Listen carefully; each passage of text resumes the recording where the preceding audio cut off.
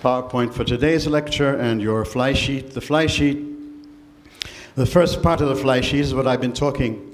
So please do take a look at the fly sheets as well as I'll be flashing back and forth. The first items there on the, first of all, let me tell you what I have. By the way, I am not Hermann Gens. He's the one who's supposed to be giving you this lecture. He had to leave, and so I'm the joker in the CS program, and I get to fill in when somebody isn't around. So I'm giving you what I can offer as a way of introducing you into 205, into the whole world of what we're doing, and into the world of Homer and the Greek world in this particular lecture, which presentation, which I'm giving you today. So the first thing that I've been trying to tell you is that we do the focus in CVSP.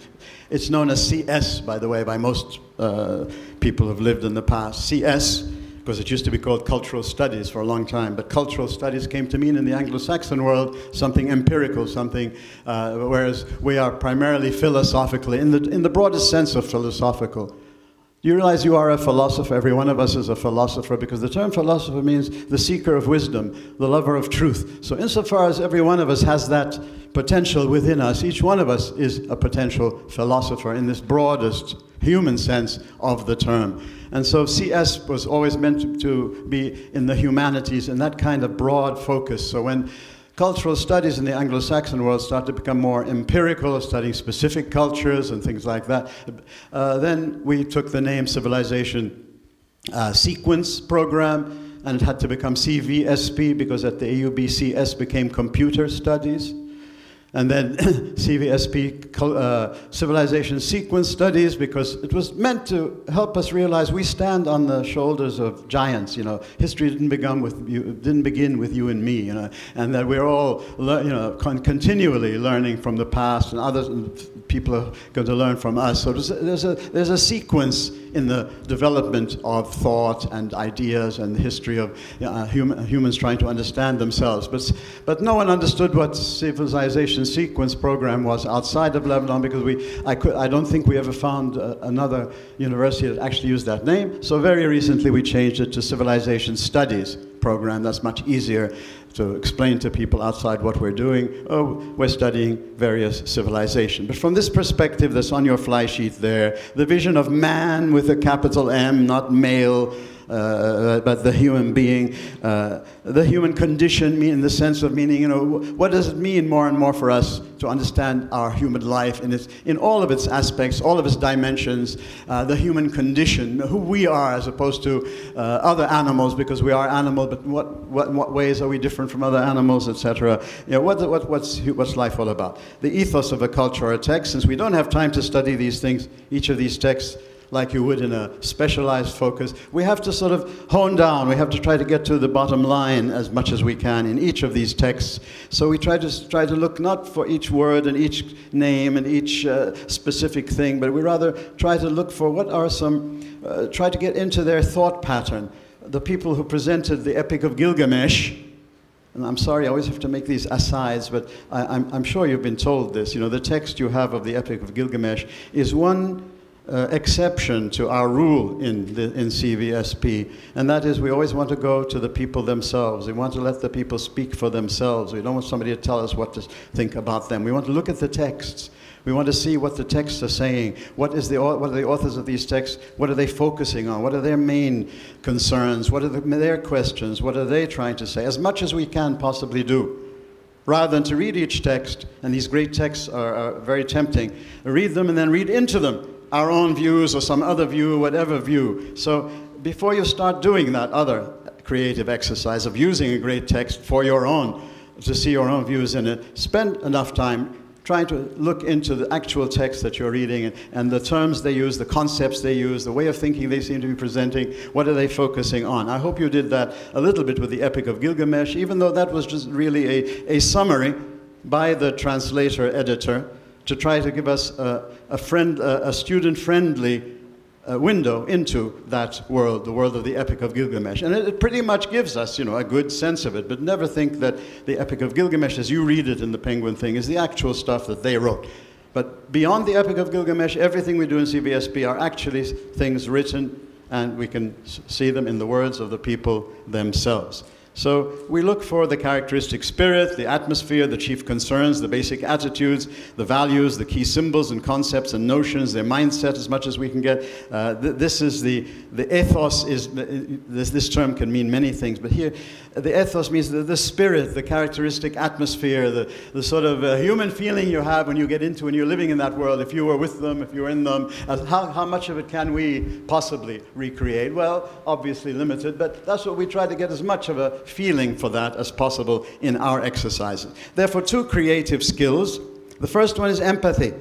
I believe you cannot have critical thinking and critical evaluation without empathy. If you just go in to criticize, to quickly find contradictions, to quickly find things you don't like, to quickly sort of see how stupid that was, you'll never get into being a critical thinker.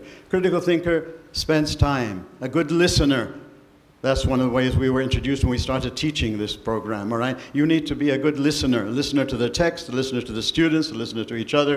If you're not a good listener and you're just sort of coming in with your own world, you're never going to really do what we're trying to do. So the first creative skill that you're hopefully starting to do even with the world of Gilgamesh is put yourself into the place of the people who produced the Epic of Gilgamesh, living in that land, the Fertile Crescent, between the two things. People were coming in and out all the time. Conquerors going, conquerors coming, a land of great, an area of great insecurity and instability, all right? You need to know a little bit about this kind of context without thinking you now know everything about it. But that aspect should have helped you see how when they expressed their understanding of life, it's expressed in terms of insecurity, instability. You never know quite what's going to happen. You know, the gods, meaning the main forces in this universe, you never quite know what they're doing. They betray you. They betray each other. They lie. Ishtar pretends she wasn't there at the council, and she wants to blame somebody at the end. And Ishtar wants to marry Gilgamesh, but he gives her a very good legal, rational reasoning of why he doesn't want to marry her. You know, he tries to reason with her. Does the world? Is this a world where you can expect reasoning to take place? She goes, wah! She goes to her daddy. Daddy insulted me, you know, send the Range Rovers and the bodyguards and the Allah, do what you can to him, you know. So this kind of atmosphere is you know, the reflection that this is how they expressed their understanding of human life. Human life is, you know, it's not rational, moral, just in any human understanding of the term. It's according. That's just the way it is. That's the world. This is the world you're living. So learn to make the most of it. That was the message that you came there. You Siduri. You know, make the most of what you can understand. You know, eat, drink, and be merry. Take care of your wife. Be happy. Live. You know, as much as you can, because there's nothing really clear to us about what it's like. So hopefully, you know, you try to put yourself into the place of these people to get, again, another aspect, I think, of the work of Gilgamesh is the greatness, the potential greatness for the human being. Right? Who does good for the human being in the world of Gilgamesh? It's Gilgamesh. He goes off on these difficult journeys, risks his life, brings back wonderful things, does wonderful things. The focus is on the humans. You know, don't stop looking outside of yourself to see who can help humanity. You do what Oedipus does. You do the rational thing. You find that there's an utnapishtim, it means a scientific fact. I'm not going to accept there's no hope unless I go and see the guy, just because they're telling me you're never going to have immortality. So if you see this in the character of Gilgamesh, you'll find much more interesting things than just, you know, bland things you can pick up about. You know, it's pessimistic, but it's not. It's pessimistic, but challenging to the human being. It's pessimistic in that don't expect happiness, don't expect reward, don't expect things to work the way you would like it to work. But life is a challenge. You are the only ones. Gilgamesh and Enkidu are the only ones who can do something for humanity. You are Gilgamesh. 2/3 God. That just simply means this is as good as it gets. But this is a human, because the 1/3 mortal is the issue for him. You know? So, you know, when you start to see things like this in these texts, you start, you know, trying to work up a bit more of your empathy, a bit more of your imagination, as much as possible. And being aware always, of course, we're always imposing our own views, of course. But, you know, we can at least get as much of our own views out of it and try to see some of the things that are actually in the text. So now when we go, so to be able to evaluate something, you have to understand it. And to understand it, humanly, you have to understand it empathetically, not just by reading a book about it or getting some conclusions from something on it. The more you have a human, empathetic understanding of another human being, another culture, the more you can then evaluate it critically. Trump has been extremely excellent in evaluating everybody that he doesn't like. Okay, but has he shown any empathy? I'm sorry, I shouldn't mention specific people. Trump and Hillary are both. It's ridiculous that you don't have any such a choice. If any of you are voters in America, I'm happy I'm not American. But Trump has been evaluating everything. If you've been following what he does, but has he ever shown any sign of empathy? I haven't sensed it in him yet. But I'm not telling you if you're Americans go vote for Hillary. Between a crook and an idiot, I don't know. Sorry, forgive me, I'm an old man, and so old people can get away with saying like this without getting shot or getting fired, okay? So, as we go now from the world of the Epic of Gilgamesh, geographically to the world of Greece, but there was no Greece at the time. There were Greek-speaking communities, polises, city-states, pretty much independent of one another. They came together to fight a common enemy. But otherwise, they fought each other. And so slaves could mean Greeks or Greek-speaking peoples from other cities that were conquered. So we're coming now into the world of Homer. And how are we to try to understand Homer? Well, first, very briefly, a little bit about the story. And don't think you're going to get the story of Homer by going to the movie Troy. Try to bracket out Brad Pitt and try to put in Achilles and try to bracket out the Hector that you see there. When you read the story, if you ever have the chance to read the Iliad, you might find a very different view of Hector, and I wish that they could have found somebody else other than Brad Pitt to produce Achilles. But you see, these are just ruminations of an old dinosaur standing here. So Troy was the city of Troy is in the western part of Asia Minor, and it was discovered. At first, for a long time, it was thought to be just a mythical, legendary city, but then it was actually discovered by archaeologists. And anyway, the story is that this is a story of gharam wa intiqam. Any of you know Russian? I'll be speaking a lot of Russian in this. Gharam and intiqam. Supposedly Helen of Troy, Ishtar of Lebanon, Haifa of Lebanon. Helen of Troy, all right? Helen of Troy was this supposedly beautiful woman whom Paris, the prince of Troy, they fell in love with each other. Unfortunately, Helen was married to Menelaus. You'll see those names under the story on your fly sheet. Troy, Paris, the prince of Troy. Helen, beautiful wife of Menelaus in the western part of Greece, where we think of Greece today. Troy is in what we think of Turkey today. Sparta is in the lower part of the Greek peninsula. Okay, this is now, he's the king of Sparta. What happens now, there has to be a revenge, because Paris and Helen elope. Biruh khatifi, we say in Russian. Okay, they elope. And they go, so Menelaus gathers together all the other kings of the various city-states in the western part of Greece to form an alliance to come and get Helen back from Troy. A lot of interesting things happen there, a lot of food for lots of plays and all kinds of things. But anyway, in this particular story of the Odyssey, the Iliad tells us about the wars that took place before the Western Greeks conquered Troy with the trick of the wooden horse, which was thought up by Odysseus, who is the main hero of the epic you are reading now, Homer's Odyssey. So Homer is the author of the man behind the Iliad and the Odyssey. These are the two great works. And for the Greeks, they function something like a Bible or a Quran or a Communist Manifesto or a Chairman Mao's Red Book or whatever. Very important, or the latest, Scientific Humanism Manifesto. They weren't just sort of, literature. They also formed the thinking patterns of the Greeks. So from their own point of view, this is what Herodotus then claims, Plato mentions this, that Homer was their teacher. There was their muallim, their prophet, he set the mindset for them. So Homer represents an extremely important person in the Greek culture and the Greek mentality.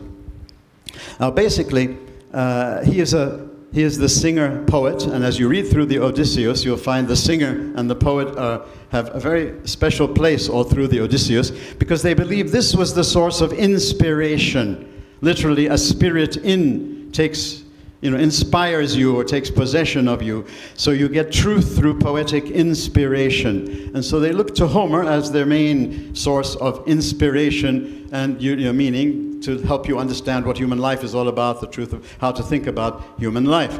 And I have the quotation there from Herodotus: Homer and Hesiod created the genealogy of the gods by providing the gods with epithets, assigning them their functions and honors, and clarifying their shapes. Okay, so we go through Gilgamesh, and this is the library. This is something of the great king Ashurbanipal, in whose library we found the 12 tablets that are now the source of Gilgamesh. But now we're moving into the world of Homer and the world of people like the Cyclops and the state of art revenge. I've already spoken about this at the beginning of the semester, at the beginning of this lecture. So if you came in late, I've already done that. CBSP is an exposure to a variety of modes of communicating insight. This is on the web, so it should be on the web, so you can go into it if you wish. But this is pretty much what I was trying to introduce you to about the whole CVSP enterprise and adventure. Homer became seen to be as the educator of the Hellenes, and more than the Hellenes, of course, because he influenced the Romans, he influenced all of us. All subsequent Greek cultural productivity influenced by his aesthetic vision of the cosmos in which humans participate. Tragic poets, rationalistic philosophers, scientists, legal theoreticians who came in Greece after him, so the world of poetry, the world of philosophy, the world of drama and theater, the world of law, all functions on the basis of this basic aesthetic vision of the universe which Homer presented. And in book 8, line 579, I have that on your sheet down there under the quotation by Herodotus. This is one specific place I love. I don't know if it's in your assigned readings, but look it up in book 8. When Odysseus is being, Homer there uses Odysseus to give us his view. Why is there so much misery? Why is there war upon war? Why does history seem to be sort of one big long war with a few pauses in between, that we would say today? But always people are wondering, why is there so much misery? In every culture, every serious thinker tries to give their way of trying to help you understand why is there so much misery. In that quotation, 8:579, the main item there is that these things happen, wars and all thing happen for the sake of the singing of the poet afterwards, for the sake of art. Art justifies everything. Your main focus is art. Aesthetic vision. So it's an aesthetic morality as opposed to an ethical, rationalistic morality or a monotheistic morality or any other type of moralities. Every system has its morality, but don't think morality means one thing. To understand the morality in the Greek world, you really have to get into this aesthetic picture. The main thing is between beauty and ugliness. Good and evil are in terms of beauty and ugliness, not in terms of some kind of rational system of good and evil thought or some law from God or something like that, but basically beauty and ugliness. And beauty is a function of order and symmetry and things being in their right place. And so this will help you understand a little bit the action in the Odyssey and in later works, certainly when we come to Oedipus the King in theater as well. But hopefully, to give you a first introduction to it,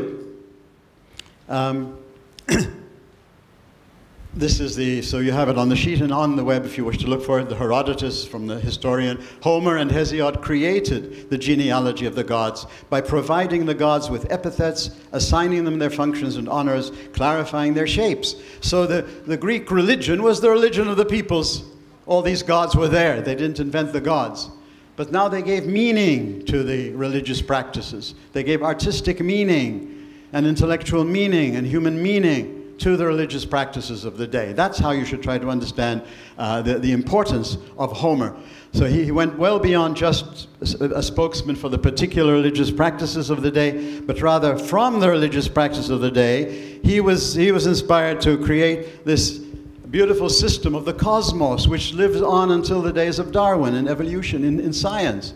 Okay, what Darwin was coming up with was another Greek view which had never taken much credence until the times of Darwin, that the world is not necessarily a cosmos in this sense, a beautiful, well-organized, finite system, that includes everything that's in it. The gods and the men all come from the same origin, Hesiod had taught. So there's no God outside of the cosmos. There's no creator God outside the gods and the goddesses and all these things are parts of the world we live in. They are names for forces that we experience as human beings, but they are all in a system. This is the Homeric contribution, Beyond Gilgamesh. Title of the lectures From Gilgamesh to Homer. Well, one of the main things that is happening here, a difference, is that the world of Gilgamesh, as we get it from the Epic of Gilgamesh, did not give us this kind of a hope, a framework, some kind of guideline for how we're to proceed. Homer stamped this on the mentalities of the Greeks and the Romans and on Aristotle and on everybody who followed Aristotle, that this is the world we live in, a cosmos, a beautiful, orderly, well-organized, systematic whole, the cosmos. And so therefore, what I have for you there, let me see what I have on the first of all, the cosmos is primarily shared. So the main aspect of this is shares, lots. Everything has a lot. You and I have a lot. The cockroach has a lot. The tree has a lot. Every human has their own lot. Every god or goddess represents a lot. Why is this important? This means there is no unlimited power in this universe. Even the gods are limited. And therefore, Zeus, who is presented as the father of the gods, as the main god, etc. However, primarily, if you read the Iliad and the Odyssey, Homer never allows him to go against the given order of things. In the war in Iliad, some of the gods took the side of the Trojans, some of the gods took the sides of the others. All right? Whenever Zeus seemed to be doing something that would go against the given order, the given shares of things, some goddess, maybe Athene, somebody else would come and tell him, Zeus, if you do this, you're going to break the order. Homer never lets Zeus break the order. So there's no unlimited God. Zeus is not the creator, absolute, transcendent God of either monism or monotheism in any way.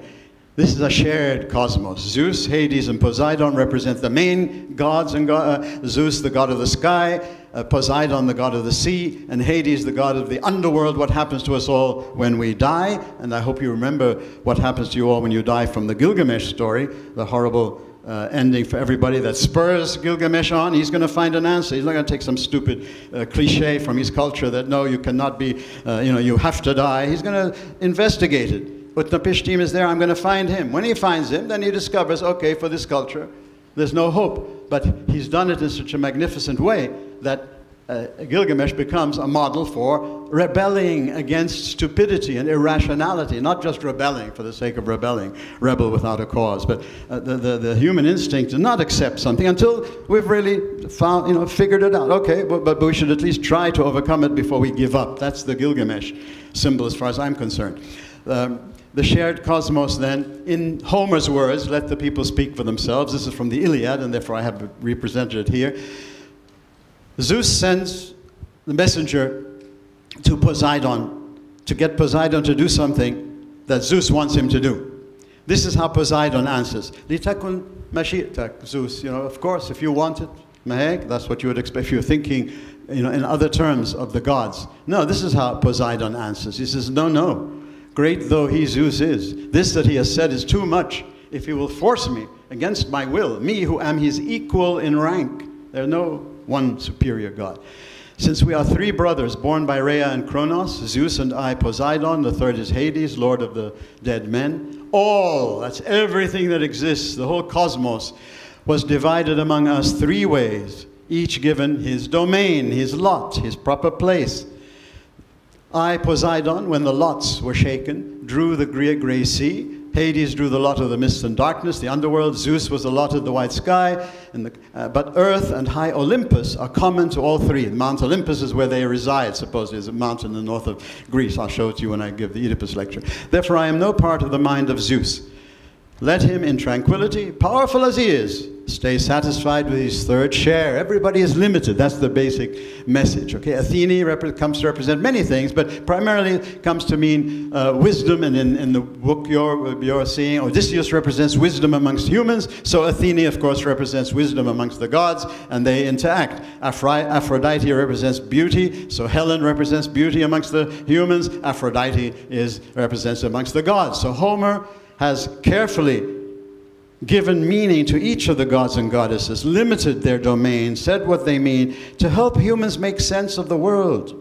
This is what all great thought and literature and poetry and philosophy and religion, all, if they have no use humanly, finally, existentially speaking, in our everyday life, other than that they help us to make more meaning of our life as it is. So Homer and Hesiod helped the Greeks come into a world, or to start to think of the world as a bit more orderly than the world of the Gilgamesh stories. This is the one at the bottom is me, and my alias is Minotaur. Okay, so let me now, I don't have too much more to do, so don't worry. This is just really to get you into that world. Next week you're going to have a full and focused lecture on the Odyssey, so don't worry. This is in the absence of the professor who's to give this lecture. This is what I can try to help you do to get into the world of the Greek thinking and of Homer. So if you take a look at the fly sheets now again, how are we to look at the world we live in, the universe, and our own human life, our own human existence? Primarily, we should think of it as a G-O-T, not a G-O-D. If you're still influenced by monotheism, you think of God. All right? Now think of G-O-T, think of Got, G-O-T, the given order of things, the cosmic order of things. You can say, it could be Cot if you like, for cosmic order, but the given. I'll tell you why I mentioned that word. The give, because, not just because it's like God, you becomes Got. The system is the ultimate power. The order of things is the ultimate power. No one can go against it. Even the greatest of the gods never goes against it. There is limitation. The only unlimited, powerful thing is the universe itself, the cosmos itself. And therefore, it's just given. It's just there. You cannot do anything about it as a human. You can wish it worked otherwise, and you can complain about it. But so that doesn't help you at all. You have to start to learn to understand how it works on its own terms, in its own principles. The cosmos, the universe, including gods and men, all have one common origin. The universe is a structured, ordered, lawful whole. The word cosmos meant order, but order meant immediately beautiful order for the Greek, in the philosophical meaning of it, as Homer uses it. And Hesiod. The universe is a structured, ordered, lawful whole, whose basic principle is moiry. Moira, Myra, Mira. Any of you girls called that? Okay, Moira. It means a share. Everything has a share. Each thing has its specific domain, its sphere of influence, its proper place. All things are interrelated in accordance with this overall structure. Harmony, balance, beauty, justice are to be understood only in terms of this, when each thing is in its proper place, because harmony, balance, beauty, justice can mean different things in different cultures, different systems. Here, it means where things are helping to maintain the order, the beauty of this particular thing. Therefore, imbalance, disturbance at the cosmic level, the societal level, the personal level take place, obtain, when this order is not respected. So the bottom line answer to why things go wrong is because the order of the universe is not being respected. Things are not going according to the way it should go. What is our human existence then? You know, in a bottom line thing, it's the drama of upsetting and restoring the balance. As humans, we always upset the balance, and then the balance has to restore itself. So these two Greek words, the last one, nemesis, it's not a rock band. Nemesis means automatic retribution. The universe, this is the way the universe adjusts itself. When you tilt it, when you do something against it, it starts to go into function to kind of restore that order. So nemesis is the retribution, the punishment, or the whatever that you have to go through if you break the law. So hubris, which has many meanings, but not to go into it now in great detail, but the primary meaning that we can understand as a human being is recklessness. Zeus, at the beginning of the Odyssey, one of the first speeches of the Odyssey, Zeus says, "Ah, these mortals, they always blame us gods for their misery and all this, but it is their recklessness that causes them suffering beyond what is given. Don't skip over those first lines in Zeus. First lines of an epic work is very important. In fact, they incorporate all the main aspects of the Odysseus character. But Zeus says, why do humans suffer? They blame the gods. But Zeus is saying, it's their own recklessness. So hubris is the main term that you will hear. It means, arrogance, meaning placing yourself in the place of the gods. But it also means much more functionally. And generally speaking, it incorporates, in other words, a whole number of English translated words. But one of them is recklessness, taishani, when you go against the order, when you don't respect the order, then you can expect retribution. How does this apply now in the book? So give you some illustrations of this so that you can try to see how it works in the work you're going to be reading. Okay, in the Iliad, I already read from the book 15 of the Iliad, I call it a doctrinal statement, shares, each one is in his place, nobody can break, that's the basic rule of the universe, that even the gods have to uphold. Zeus cannot go against Poseidon, he has to stick to his own share. In the Odyssey, if you want to look them up, you'll find references in book 3, book 24, and book 18. That's what those numbers there stand for. 3 is book 3, and then 236 to 238 are the lions in that book. So if you want to look them up for yourself, there are some references there. I don't have time. I'm just going to look at a few major ones. In the Odyssey, with the gods, with Athene and Poseidon, in book 13, line 340, and it happens to be page 207 if you've got the book we're all using. Okay, basically, the story tells us that Odysseus, our main hero, he's the one who thought up the wooden horse that won the war in Troy. By pretending to make peace with the Trojans, he then builds this big wooden horse as a gift, a peace gift to the Trojans. And everybody rejoices in Troy, the war is over, and they start celebrating and drinking, carousing. And what happens? Odysseus puts all of his best fighting men inside of this wooden horse, and so now they're inside of Troy, which they were unable to penetrate by war.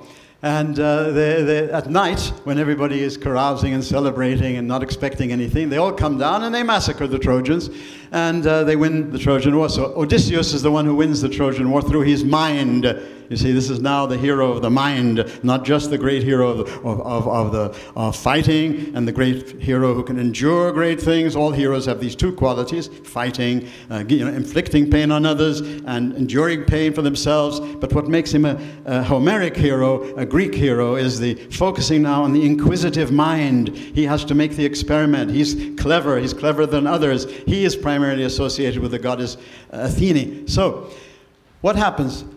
He runs into the Cyclops, which I showed you a picture of before. And he has this scientific, inquisitive spirit. He wants to find out what they're like, these Cyclops. So he insists on going onto their island to study them and study. Are they lawful? See, the cosmos, the first thing he asks, we want to see, are they lawful? What laws and the order and all this that they have? And of course, the Cyclops are just beasts. They happen to be children of the god Poseidon. And therefore, Wasta, you don't, this Cyclops is the son of Poseidon. And so what happens? Poseidon grabs them all, puts them into his cave, and starts eating them up one by one, breaking the rule of hospitality of Zeus, of course. And so he's going to get punished because of that. But anyway, but Odysseus uses his mind to free himself from that. But anyway, what happens is that Poseidon then, to get revenge for Cyclops, one of his many children, Cyclops, he now has to punish Odysseus. But notice the punishment of Odysseus in book 9, when you read book 9.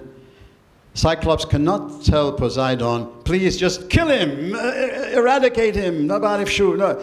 If it's not his lot, because it's his lot to come home, the homecoming, the nostos, then give him the worst you can possibly give him. So you'll see the limit once again there. Poseidon, as powerful as he is, can only get revenge within the limits of the lot of Odysseus. What is the lot of Odysseus? To come home.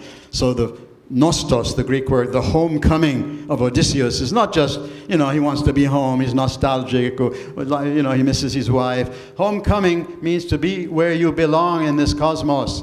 So Odysseus is the hero of Homer's cosmos vision. He is going to do everything he can to be where he belongs. He meets Calypso on the island. This is on the second arrow there. Calypso in the homecoming, page 91. When we first meet him, he's the sex slave of the goddess Calypso, who promises him, a kind of immortality and all this. Gilgamesh would turn over in his grave, But just like Gilgamesh had refused Ishtar, that's the human importance of it.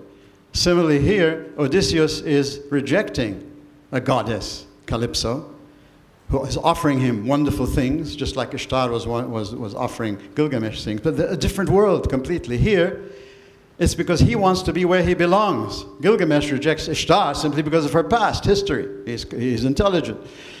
But Homer has Odysseus, wants you to understand that this is very, very significant.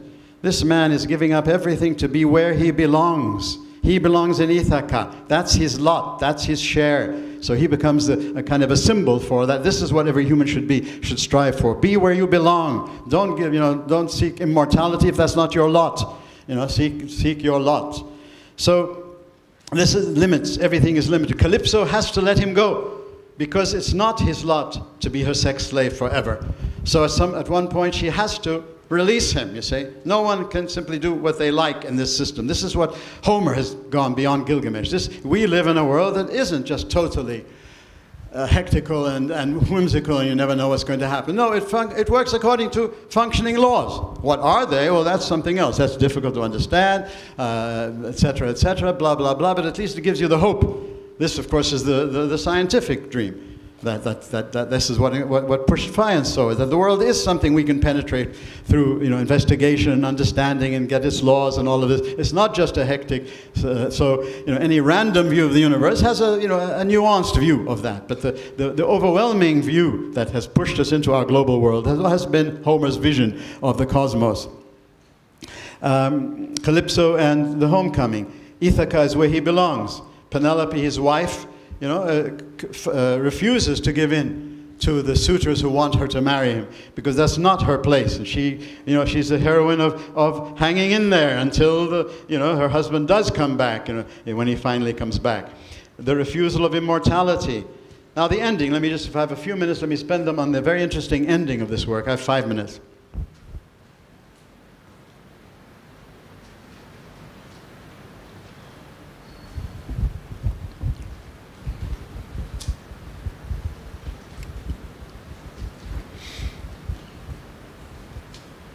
The ending, 400 years later, Aeschylus, the tragic poet, presents us with the Oresteia, the trilogy about Orestes. In it, he immortalizes the institution of trial by jury.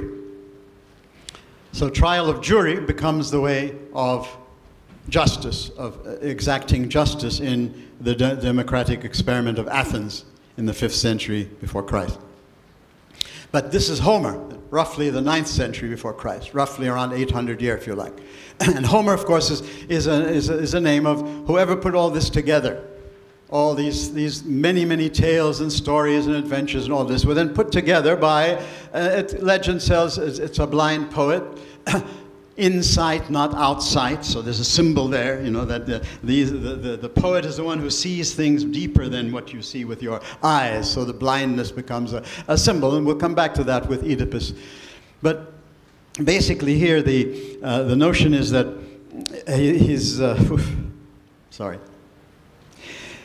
trial by jury solves the problem of blood revenge. In Homer's work, there's only the system of blood revenge. How do you keep the beauty and the order of the universe? If someone kills if somebody, takes your wife, then you have to go and get revenge. If somebody kills your friend or relative or somebody, you have to go and kill, there has to be a retribution for the order to be restored. So the whole work of the Odyssey is the restoration of order. We begin with disorder, Odysseus is not where he belongs. The suitors are taking advantage of his absence by making use of everything in Ithaca, his kingdom, all of his money, all of his wealth, and insisting on having his widow wife marry them because they insist he's dead. So how do we get the order back? By getting Odysseus back to where he belongs. When Odysseus comes back to where he belongs, state-of-the-art revenge, you'll read those last passages and see what happens, because this is the only way. You see, this is not a monstrous way. Read it carefully at the end. His nurse at one point, Bzalrit, you know, in the Russian, I can't do it. You know, you sort of, you celebrate the death of your enemy or something. Odysseus tells his nurse, do not do that, that's not right. That's not beautiful, that's not orderly. You don't do that with the dead people. But it's okay to get revenge, you know, blood, arika, you know, the dam arika, blood, you know, he kills them all. The horrible thing there. It's all, that's right, because they are out of their place. They have disturbed the order. He comes back finally, and using his mind all the time with the help of Athene, okay, he comes back and he restores the order. So you have to restore order. But what happens at the end? Can Homer end his epic satisfactorily? No, according to the system he has set up, and he's been very consistent. He cannot end it, because now, as Odysseus himself says, now we better prepare for another epic, because now those, you know, we've killed all the young men of Ithaca, their families are going to have to get revenge, we're going to have to get a war. So what happens? Homer brings in Zeus and Athene to, you know, Musalaha Wataniya. Those of you who are Lebanese know what I'm talking about. If you don't need to, you don't have to bother. All right. But you know, it doesn't make sense. You haven't really done anything to restore order. All right? So we call it in theater deus ex machina, when outside of the machinery, when outside of the things that are happening in this work, outside of the logic of the story itself, you suddenly bring in the gods, whom he's been using very carefully. He uses these gods and goddesses extremely logically, imaginatively, carefully, all the way through. At the end, he brings them in. Okay, there's a justification. They come to represent justice and wisdom and all that. But the whole human part of the story is there's going to be another epic. And Homer has Odysseus say that. How's he going to end it? You see, there's no way to end it except with this kind of artificial, perhaps Hollywood type of ending. So for you to know that blood revenge is endless, a vicious cycle. When blood revenge is what you have to do in the war. I had a student put a gun on my office one day, and I said, what's this? He's a nice guy, a good student. He said, somebody killed my relative, and now I'm responsible to go kill their relative. And he said, you see what they've done to me? And I don't want to do it, but I have to do it. All right? Blood revenge is endless. Blood revenge is a vicious cycle. The Greeks, really thought they had done a wonderful thing by the time of 400 years later, when they instituted trial by jury, so the state can implement this. So basically then, some of the themes here: heroic code, the name, the fame, being a somebody and not a nobody. The next lecture will go into this more. It's very important for you to be a somebody rather than a nobody. That's what life is all about. But you see, Homer is very nuanced. You will meet Achilles in Hades, where he regrets having been a hero, because he says his life is the most important thing, not heroism. So, but is Homer going against his view? Watch what happens to Odysseus. When he comes out, he doesn't change a thing. He goes on living according to the only thing that's worthwhile in life is to make a name for yourself, to be a somebody, to do something for humanity, do something beyond yourself. Are we free or are we determined? That's a stupid philosophical conundrum. Humans think about their own lives in many different ways, but they all know that in some ways we're determined, we're not absolutes. But in some ways, we also are responsible, and so freedom. And so therefore, Homer has no problem about are we free or are we determined. He's like most great thinkers, he's describing human life. Aspects of it, we're limited. Lots, shares, everything is limited, okay? But in some ways, we have our challenge of life. We have a way of expressing our freedom. So the word freedom needs to take context. The other things we will talk about later on in other lectures. But Odysseus, therefore, is kind of seen as the hero of the explorative mind, the stuff of what's going to be coming when you come into Greek rationalism. Thank you, and do look at the lecture by Hermann Gens on the web, the one you should have been having today. Hermann Gens's Odyssey I lecture is on the web for 201. Your teachers will help you to find it if you can't find it for yourselves.